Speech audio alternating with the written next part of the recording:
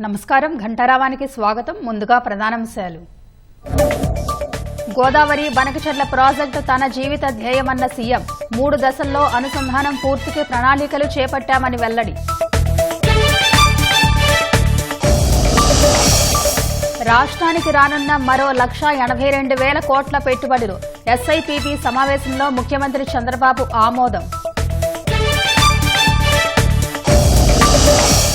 ఉగాది నుంచి మహిళలకు ఉచిత బస్ ప్రయాణం.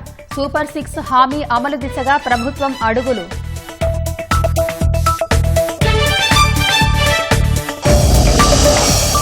సంధ్యా థియేటర్ ఘటనలో మానవతా దృక్పథం లోపించిందన్న పవన్. వెంటనే వెళ్లి ఎవరైనా బాధితులకు అండగా నిలవాల్సిందని వ్యాఖ్య.